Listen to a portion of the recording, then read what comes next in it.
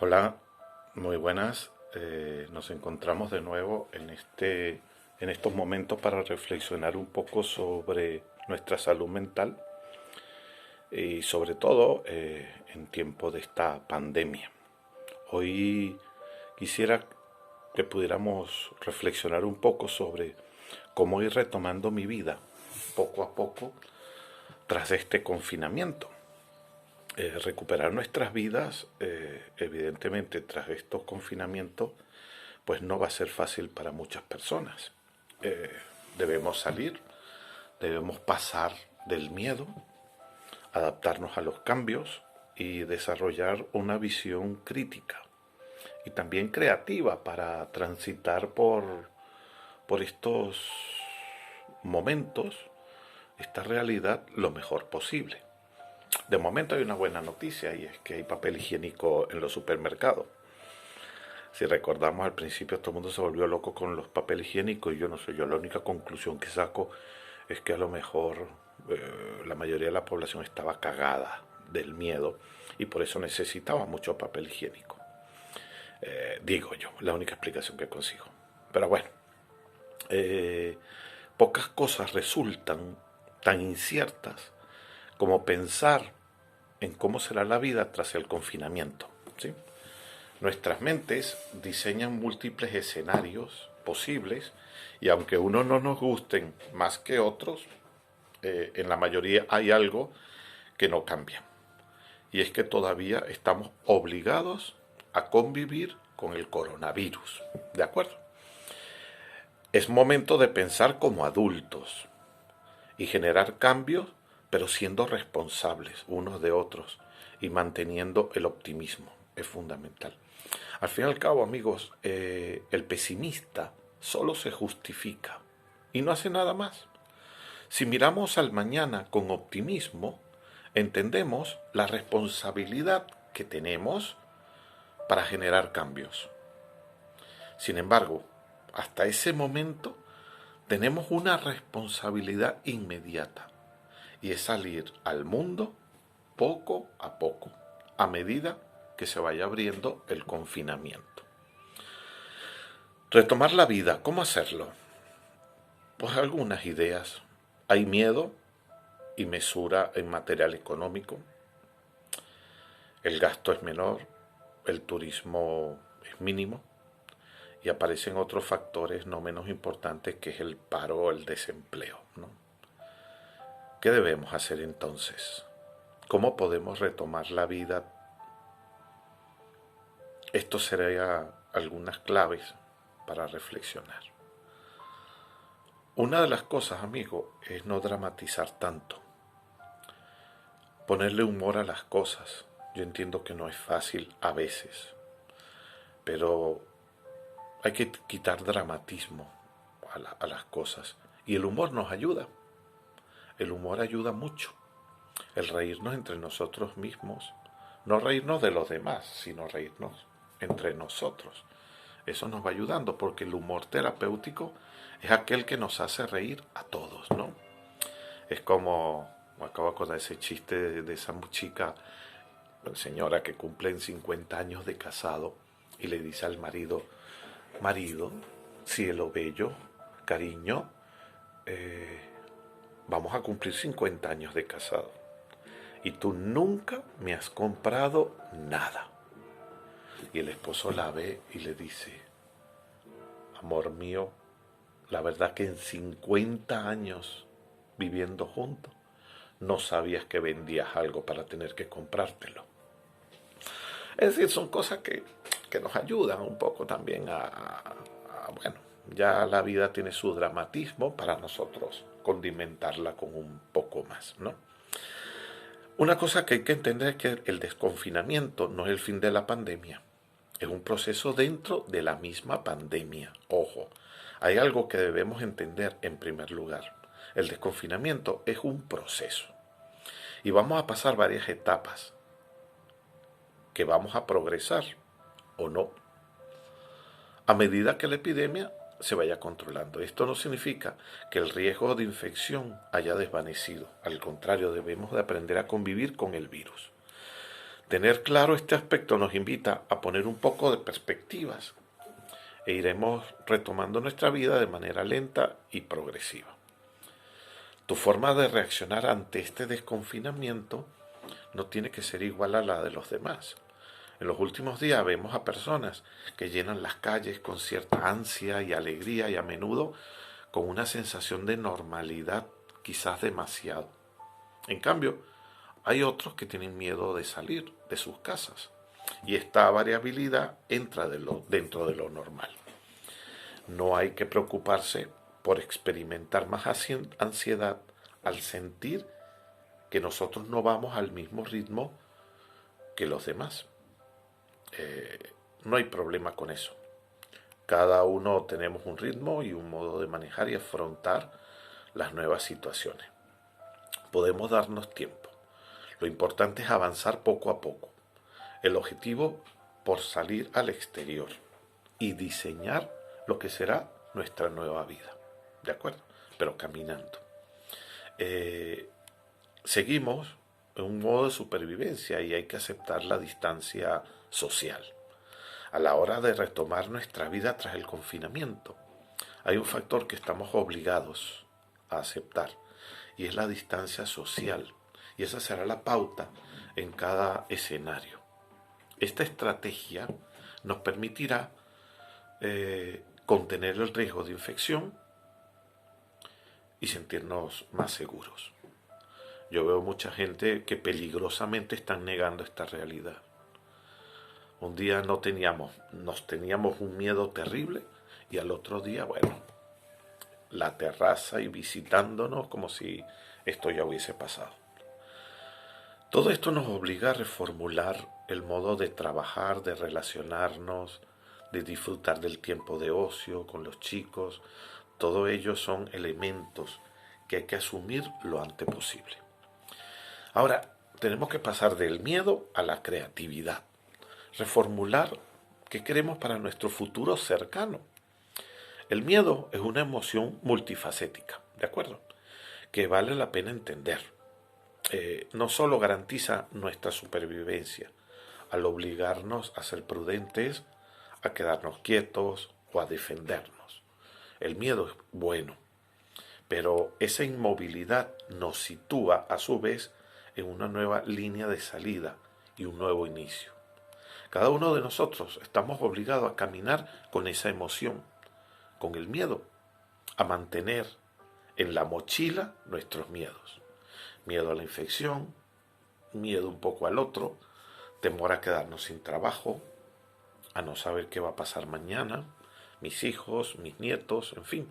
Lo importante es seguir actuando a pesar del miedo, desarrollando nuevos mecanismos de actuación.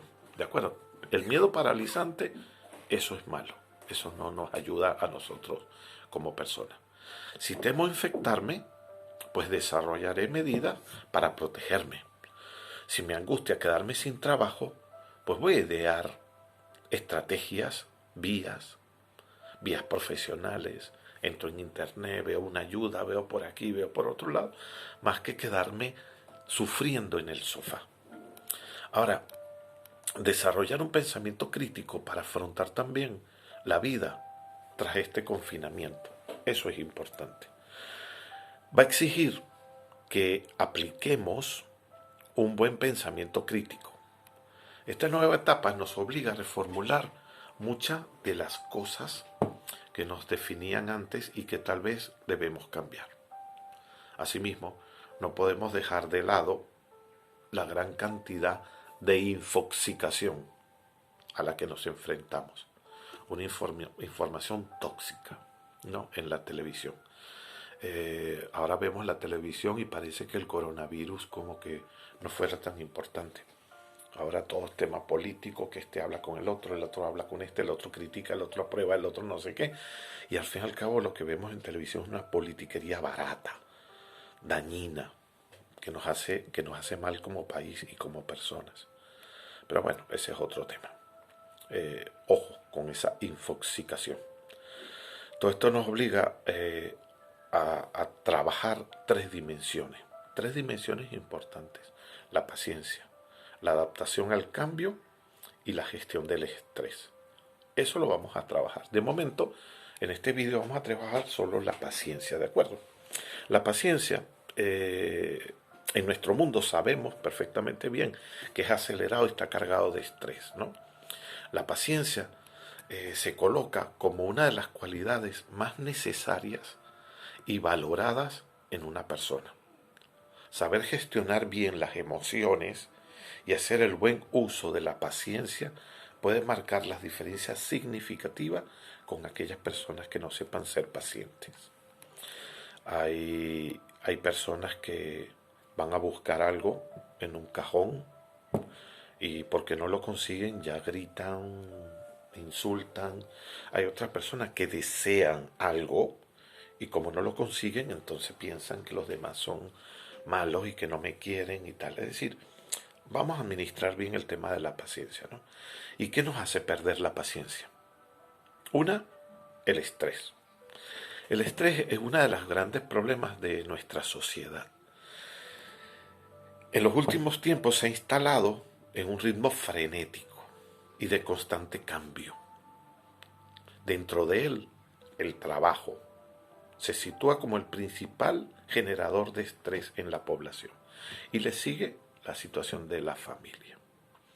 Hay personas que pierden la cabeza inmediatamente, pues porque se les cae algo, ya gritan, o porque están en una cola y se demora, ya se acaba el mundo, o los de inserso que están de vacaciones, están jubilados y están esperando el ascensor y ya están furiosos porque no llega el ascensor para desayunar.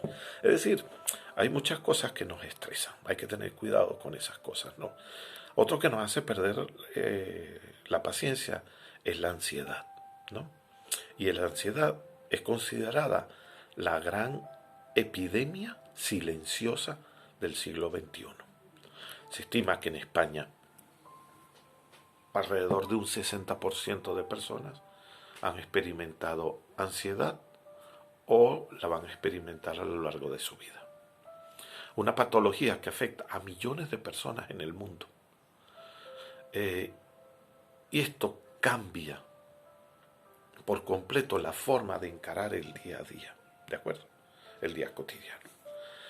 Una persona con ansiedad tiene más dificultad para enfrentarse a determinadas situaciones y puede precipitarse a la hora de tomar decisiones y pierde la paciencia. Otro elemento que nos ayuda a perder la paciencia es la negatividad. Mira, ser positivo es uno de los grandes requisitos a la hora de actuar con paciencia. La forma en la que planteamos las situaciones y nuestra actitud ante ellas es fundamental para lograr ese objetivo. Una persona negativa tenderá siempre a buscar los inconvenientes y los problemas en todo. Y por lo tanto, será más fácil perder la paciencia porque nunca va a llegar a su objetivo. Es como eso, a un hombre le preguntan, ¿cuál es tu mayor virtud? Y el hombre dice, mi mayor virtud es la paciencia. Y el que le pregunta le dice, disculpe, no te oí, ¿cuál es tu mayor virtud? La paciencia es mi mayor virtud.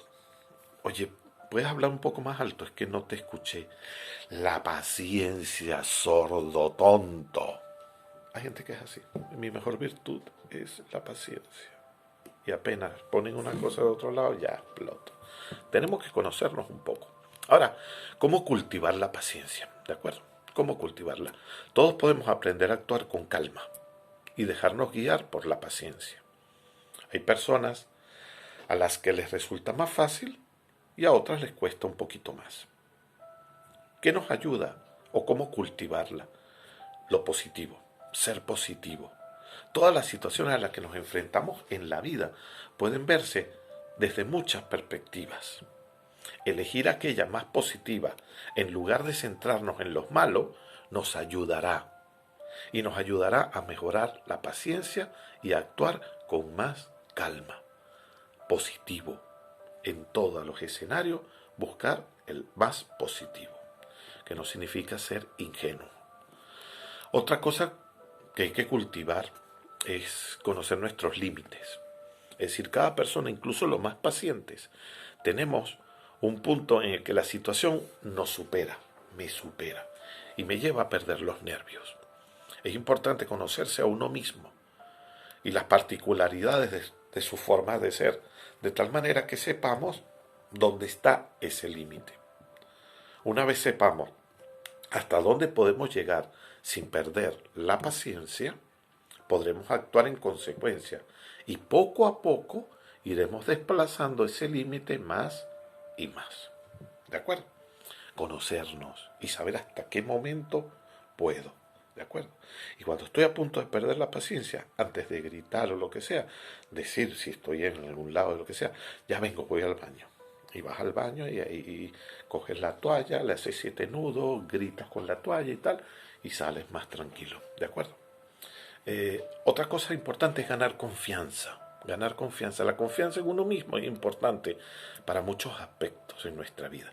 Sentirte capaz de hacer algo es indispensable para llegar a conseguirlo. Con paciencia ocurre algo similar. Es decir, afrontar cualquier situación con seguridad de poder superar nos ayuda a actuar con calma y no perder los nervios. Por ejemplo, esperamos que esto termine, esta dichosa pandemia, y se está retrasando. Pues tener confianza en ti mismo te ayudará a no perder los nervios y a decir, bueno, de momento me tocará vivir de otra manera y ya está, pues viviré de la mejor manera posible. No seamos de ese tipo de personas que en su oración le dice a Dios, Dios mío, dale paciencia a la gente que me rodea, ya que yo no pienso cambiar. No, aquí tenemos que cambiar todos. Ahora, ¿cómo trabajo la paciencia? Un adulto, ¿cómo la trabaja, no? Para los adultos, ese grupo de edad adulta que más necesita hacer uso de la paciencia fuerte y madura. El trabajo, la familia, como decía antes, son dos grandes responsabilidades en estas personas, que deben trabajar la paciencia para poder sobrellevar todo. En ocasiones, y más aún en la edad adulta, se confunde la paciencia con la falta de carácter o con una persona sumisa. Nada que ver, es con una persona bien inteligente. Trabajar la paciencia en la persona adulta es costoso, ya que los patrones de conducta y los rasgos de la personalidad ya están asentados en cada persona. Tenemos esos mapas mentales que ya están formados en nuestro cerebro, ¿de acuerdo? Sin embargo, a fuerza de voluntad se puede lograr muy buenos resultados y llegar a ser más pacientes. Nunca es tarde para cultivar la paciencia, amigos. Ahora, ¿cómo trabajar la paciencia en los chiquitos, en los niños? La paciencia debe empezar a trabajarse desde la más tierna infancia. Los niños deben aprender desde una edad temprana a tolerar la frustración, que no todo se logra en el momento que yo quiero o cuando quiero, y saber sobreponerse a ella mediante la paciencia. ¿De acuerdo? Es como decir, luego que hagas los deberes, vamos a ir a pasear. Si no cultivan la paciencia, en el futuro podrán tener graves problemas para enfrentarse a los conflictos y contratiempos que les pueden surgir. Y no es fácil trabajar la paciencia con los niños en la infancia, ya que suele ser una época marcada por la impulsividad y la falta de reflexión en las acciones. Los niños buscan en todo momento cumplir sus deseos y satisfacer sus expectativas, por lo que les cuesta comprender el concepto de paciencia y su utilidad. Sin embargo, mediante ciertos hábitos diarios, sí es posible inculcar poco a poco ese valor a los niños. Lo más importante a tener en cuenta en este punto es que los niños, como se suele decir coloquialmente, son esponjas que absorben todo lo que ven. Por tanto, hay que predicar con el ejemplo y actuar con paciencia, sin perder los nervios. Eso es fundamental a la hora de trabajar la paciencia con los niños. Por ejemplo, en una situación frustrante para ambos, como puede ser querer preparar las vacaciones y no vamos a poder ir, es importante no perder la paciencia delante del niño y buscar con calma alguna solución. Bueno, a lo mejor no nos vamos a ir de vacaciones, pero quizás nos vamos al pueblo y la vamos a pasar bien. O vamos a comprar una piscina hinchable y nos vamos a bañar en ella. O vamos a salir al monte. Es decir, llenar de ilusión al niño, ¿de acuerdo? Otro aspecto fundamental a tener en cuenta es que los niños no tienen la misma concepción del tiempo que una persona adulta. Por tanto, la impaciencia suele llegar a ellos antes que a los adultos. Y una buena forma de combatirla es marcar unos pasos bien definidos, de tal forma que el niño pueda entender los procesos y aprenda a esperar con paciencia sus objetivos. Por ejemplo, en lugar de decirle al niño, vamos a salir dentro de un rato, ¿cuánto dura ese rato? El niño se impacienta. Es más fácil o más eficaz estructurar la acción y decirle, cuando acabemos esto, saldremos a jugar. Cuando terminen los deberes y de comer, saldremos a jugar. Ah, ya hay un tiempo. Mejorar tu paciencia. Todos sufrimos momentos en los que se pone a prueba nuestra paciencia y saber gestionar nuestras emociones y echar de forma calmada nos permitirá sobrellevar los problemas con mejor actitud. 4 puntos importantes, ¿no? Que vamos a explicar para mejorar la paciencia. Uno, cuando estés así impaciente, trata de relajar el cuerpo. La impaciencia provoca inconscientemente que nuestros músculos se tensen. Si focalizamos nuestra mente en mantener nuestros músculos relajados, será más fácil controlar las emociones y no perder el control. Otro elemento es controlar la respiración. Si sentimos que en una situación, una cola o un problema amenaza con desbordar mi paciencia, la respiración, el ritmo cardíaco se aceleran y comenzamos a hiperventilar, ¿no? A respirar. Y desde aquí, si conseguimos mantener un ritmo de respiración bajo, evitaremos saturar nuestro organismo de oxígeno y controlaremos más fácilmente nuestro cuerpo.